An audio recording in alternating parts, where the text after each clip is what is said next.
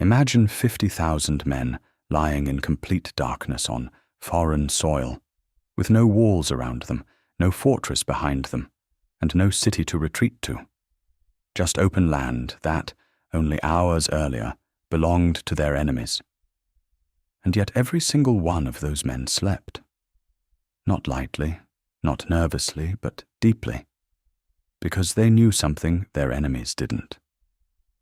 By morning, they would wake up, pack everything, and march over 30 kilometers, and then do it again the next day. The reason they could do this wasn't just courage or discipline. It was a system so effective that even modern militaries still study it today. So how did Roman soldiers actually sleep safely in enemy territory? Here's what most people don't realize. Sleep didn't start at night. It started much earlier, while the army was still on the move. Ahead of the main force rode a specialized group of engineers, known as the mensors. Their job was to find suitable ground, measure it, and claim it before the army even arrived. They used measuring rods, stakes, and colored flags to map out the entire camp in advance. So when exhausted soldiers finally reached the site after hours of marching, they didn't need to search for a place to rest. Their position was already assigned. No confusion, no arguments, no wasted energy. And this mattered more than it seems.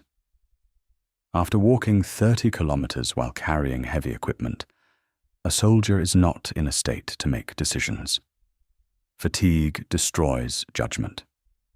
The Romans understood this, so they removed every unnecessary choice before the soldier even arrived.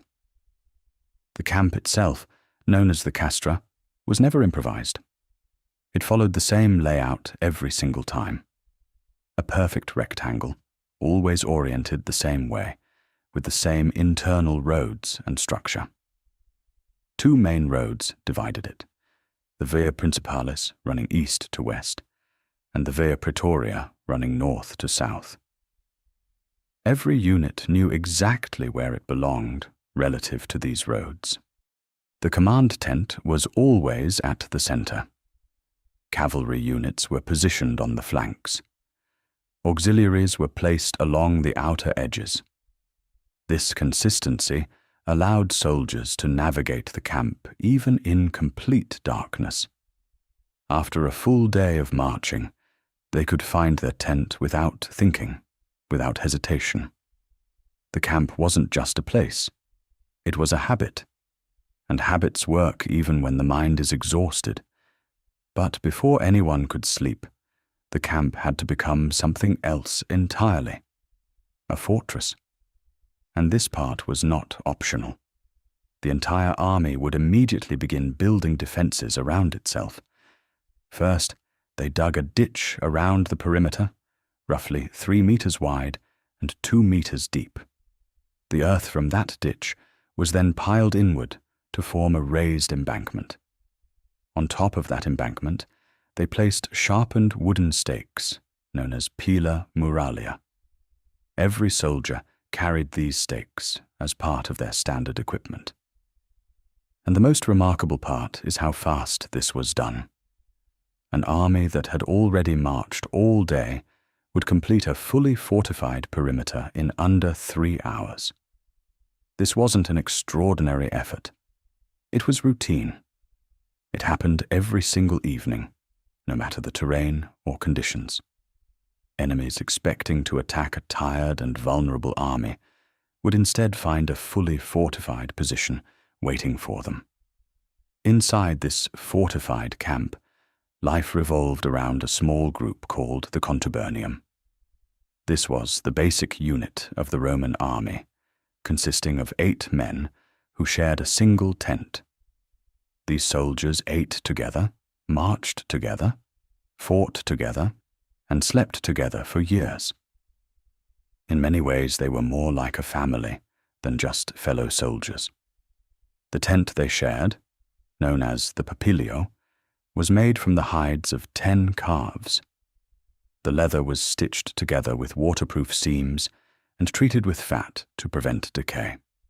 Unlike cloth, which would quickly rot in harsh field conditions, these leather tents could last for years.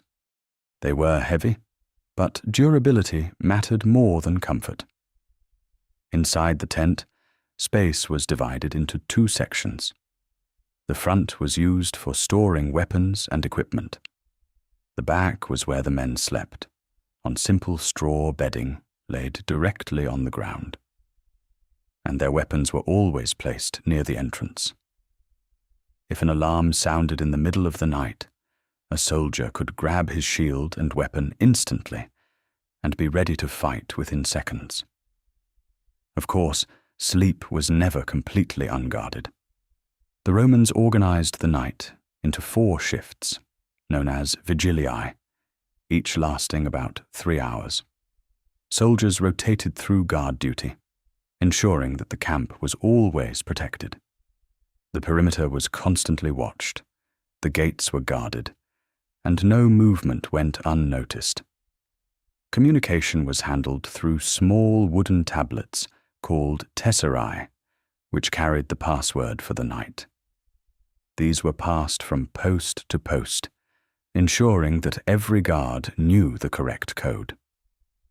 If a guard could not produce the tablet or state the password, it immediately raised suspicion, and the consequences for failure were severe. If a soldier was caught sleeping on duty, he faced a punishment known as fustuarium, where he could be beaten to death by his own comrades. It sounds brutal, but the logic was simple. One sleeping guard could endanger the entire camp. The punishment was meant to make the risk of failure more terrifying than the effort of staying awake. Even the officers were positioned in a way that reinforced control and discipline. Centurions, who commanded smaller units, slept in separate tents located at the edges of their men's rows. From there, they could observe everything happening within their unit. They could hear disturbances, see movement, and respond instantly.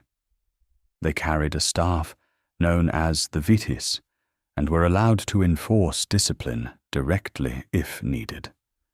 Order was not distant. It was immediate and visible.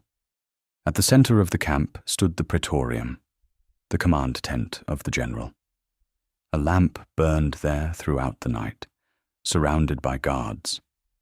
This light wasn't for comfort. It was a signal, a reminder that leadership was present, awake, and in control at all times. What made this system so powerful is that it turned the entire army into a moving fortress. Unlike many later armies, which were vulnerable at night, Roman legions were protected by structure, discipline, and preparation. Medieval forces often suffered surprise attacks because they lacked standardized camps, reliable guard systems, and consistent defenses. The Romans solved all of these problems. Julius Caesar himself noted that his legions could build a camp faster than their enemies could organize an attack. And that wasn't an exaggeration. It was a tactical advantage that helped shape entire campaigns. When you think about it, Roman soldiers were never truly in enemy territory. They carried their fortress with them wherever they went. Morning followed just as much structure as the night. Everything operated on signals from a trumpet. The first signal meant wake up and prepare. Soldiers would dismantle their tents, pack their equipment, and organize their gear in a precise sequence. The second signal ordered them to assemble. The third signaled the march. Within 2 hours, an entire camp that once held tens of thousands of men would disappear. All that remained was an empty field and a rectangular ditch carved into the earth. A temporary city, built and erased overnight. In the end, The Romans didn't treat sleep as a reward.